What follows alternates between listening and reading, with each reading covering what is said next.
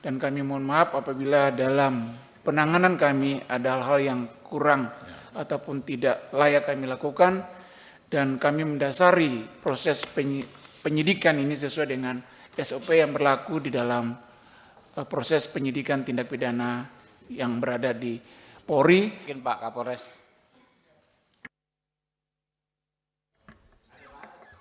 Ada Pak? Assalamualaikum warahmatullahi wabarakatuh.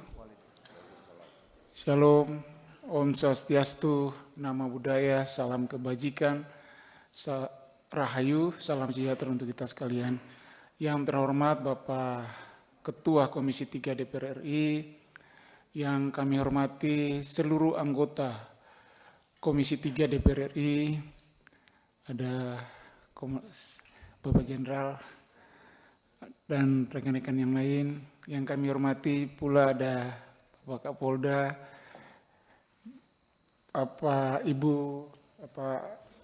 Ibu Dwi Ayu dan berserta pengacara serta semua yang hadir dalam rapat dengar pendapat pada hari ini. Izinkan kami menyampaikan laporan terkait dengan penyelidikan dan penyidikan dugaan tindak pidana penganiayaan sebagaimana dimaksud dalam pasal 351 ayat 1 dan atau pasal 351 ayat 2 KUHP. Mohon izin dasar penyelidikan kami dan mulai dari Undang-Undang Nomor 8 Tahun tentang Hukum Acara Pidana, Undang-Undang Nomor 2 Tahun 2002 tentang Kepolisian Negara Republik Indonesia, Perkap Nomor 6 Tahun 2019 tentang Penyidikan Tindak Pidana, Perkabareskrim Nomor 1 Tahun 2002 tentang Standar Operasional Prosedur Pelaksanaan Penyidikan Tindak Pidana. Berikutnya laporan polisi B3414 10 Romawi 2004 SPKT Polres Metro Jakarta Timur Polda Metro Jaya tanggal 18 Oktober 2004 yang dilaporkan oleh saudari Dwi Ayu Darmawati, dan terakhir adalah surat perintah penyelidikan SP Lidik garing 4562 garing 10 Romawi garing res titik 1 titik 6 garing 2024 garing reskrim tanggal 30 Oktober 2024. Kami jelaskan terkait dengan timeline penyelidikan. Jadi mulai pembuatan laporan polisi terjadi pada tanggal 18 Oktober 2024 sekitar pukul 02.30 waktu Indonesia Barat. Selanjutnya pada tanggal 18 Oktober itu juga setelah kita menerima laporan polisi, selanjutnya penyidik Polres Metro Jakarta Timur mengantarkan saudara pelapor atau korban ke Rumah Sakit Polri untuk divisum. Selanjutnya pada tanggal 30 Oktober 2024, penyidik mengirimkan SP2HP pertama dan sekaligus mengirimkan surat undangan klarifikasi ke saudari Dwi Ayu Darmawati. Selanjutnya pada tanggal 1 November 2024, kami melakukan pemeriksaan klarifikasi terhadap saudari pelapor. Dan tanggal 5 November kami mengirimkan SP2HP kedua dan sekaligus undangan klarifikasi ke saudari Linda Pancawati. Linda Pancawati pada tanggal 5 November 2024. Kami jelaskan di sini kami mengirim surat panggilan kepada Ibu Linda karena sesuai dengan berita acara klarifikasi dari saudara pelapor, dia menyebutkan ada 2 saksi yang melihat pada saat itu, yaitu Ibu Linda Pancawati dan salah satu rekan kerjanya bernama Cika. Berikutnya, karena kami tidak mengetahui alamat Cika, karena hanya menyampaikan dan nomor telepon dan kami sudah menghubungi Cika. Berikutnya, tanggal 21 November 2004 kami melakukan pemeriksaan klarifikasi. Kami jelaskan di sini bahwa memang ada jangka waktu dari tanggal 5 sampai tanggal 21 karena ada dari saksi yang akan kami meminta pemeriksaannya ditunda ke tanggal 21 November tersebut. Selanjutnya kami mengirimkan SP2HP ketiga dan undangan klarifikasi ke saudara Zor Sugama Halim, saudara terlapor, pada tanggal 29 November 2004. Jeda waktu itu kami telah berkomunikasi dengan saksi yang disampaikan, salah satu saksi teman kerja Saudara Dwi Ayu Darmawati bernama Cika ini, tapi selalu mengulur-ulur waktu dan sampai saat ini pun yang bersangkutan pada akhirnya menyampaikan kepada kami dia tidak akan menjadi saksi terhadap kasus ini.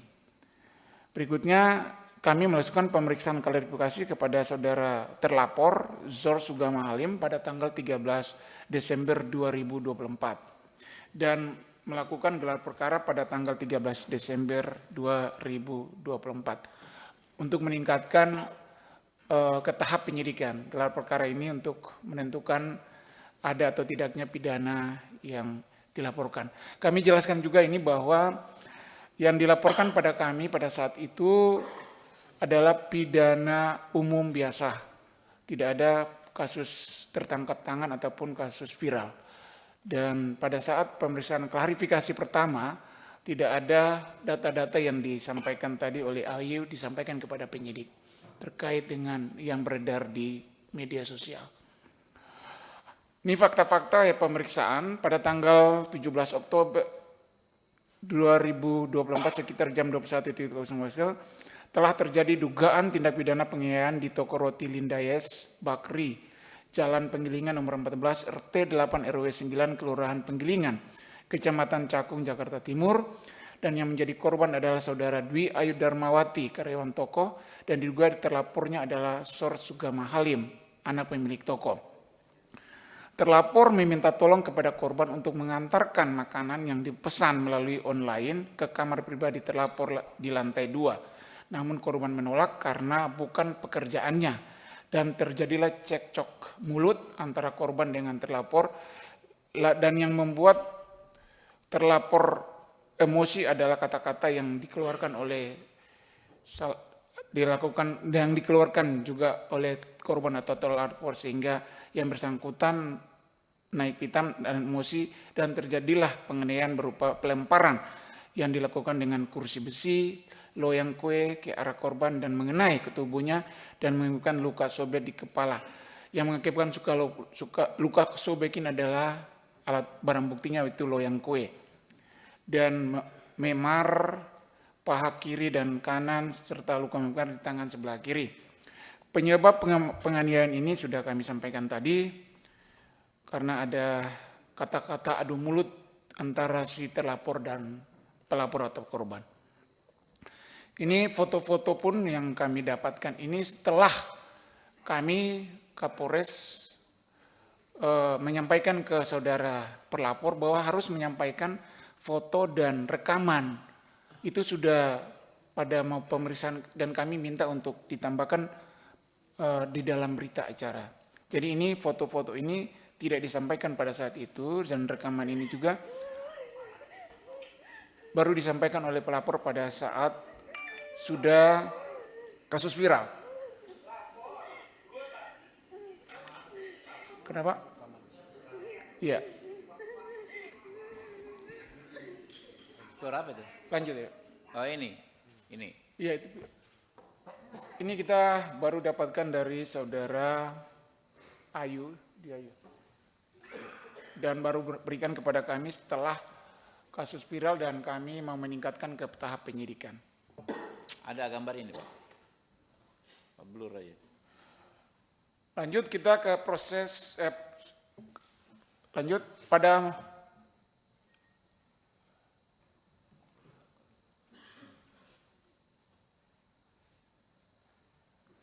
hari Jumat tanggal 1 November 2004, penyidik atau penyidik pembantu melakukan pemeriksaan keterangan klarifikasi terhadap saksi korban yaitu saudara Dwi Ayu Darmawati. Pada hari Kamis tanggal 21 November 2024, penyidik pembantu melakukan pemeriksaan keterangan klarifikasi terhadap saksi yaitu saudara Linda Pancawati. Pada hari Jumat tanggal 13 Desember 2004, penyidik pembantu melakukan pemeriksaan keterangan klarifikasi terhadap saksi korban, bukan saksi korban tapi terlapor yaitu saudara Zor Sugama Halim. Ini ada foto-foto yang kami sampaikan. Berikutnya tahap penyidikan. Jadi setelah kasus tahapan penyelidikan selesai, kita gelar perkara dan diputuskan bersama untuk dinaikkan ke tahap penyidikan. Inilah dasar-dasar penyidikan. Ya, lanjut Pak, ini kan udah tahu semua. Ya, timeline penyidikan. Kami mengirimkan SPDP ke pelapor atau pada tanggal 14, ini SPDP yang SPDP ke pelapor pada tanggal 14 Desember 2004. Berikutnya pada tanggal 14 Desember juga kami mengirimkan surat panggilan kepada pelapor. Dan tanggal 15 Desember kami melakukan pemeriksaan terhadap pelapor dan para saksi. Tanggal 15 Desember juga kami melakukan penyitaan barang bukti.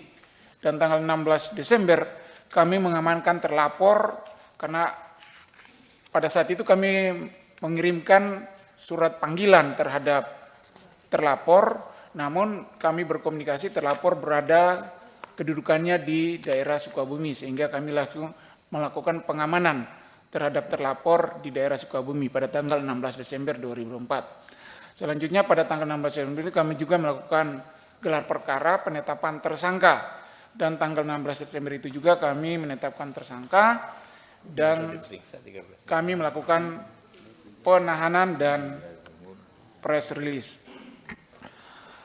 Proses penyidikan pada hari Minggu tanggal 15 Desember 2004 penyidik pembantu melakukan pemeriksaan terhadap saksi korban yaitu saudara Dwi Ayu Darmawati. Pada hari Minggu tanggal 15 Desember 2004 penyidik pembantu melakukan penyitaan barang bukti. Pada hari Senin tanggal 16 Desember penyidik pembantu melakukan pemeriksaan terhadap saksi yaitu saudara Linda Pancawati.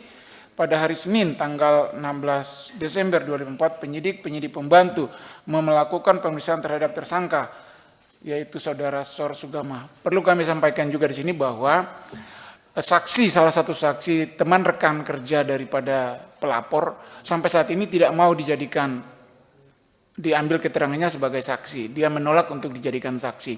Namun kami sudah berkomunikasi dan kami sudah mengirimkan surat resmi untuk segera yang bersangkutan juga dijadikan saksi karena terdapat di dalam BAP saudari pelapor.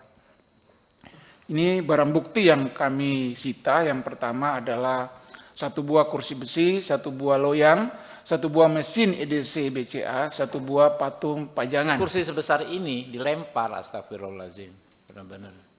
Dilempar ke Mbak Ayu ini, yang sebesar ini. Oke, lanjut. Ya, ini proses penyidikan yang dapat kami tampilkan. Yang bersangkutan itu tersangkanya. Coba lanjut Pak. Nah, ini tersangkanya yang berbadan besar, saudara Zor Sugama Halim. Demikian yang dapat kami sampaikan. Dan kami dari Polres Metro Jakarta Timur berharap ada masukan, arahan, dan kami mohon maaf apabila dalam penanganan kami ada hal-hal yang kurang ataupun tidak layak kami lakukan, dan kami mendasari proses penyidikan ini sesuai dengan SOP yang berlaku di dalam proses penyidikan tindak pidana yang berada di Polri sesuai dengan Perkap dan Perkabareskrim. Demikian yang dapat kami sampaikan. Wassalamualaikum warahmatullahi wabarakatuh. Download Tribun X sekarang. Menghadirkan lokal menjadi Indonesia.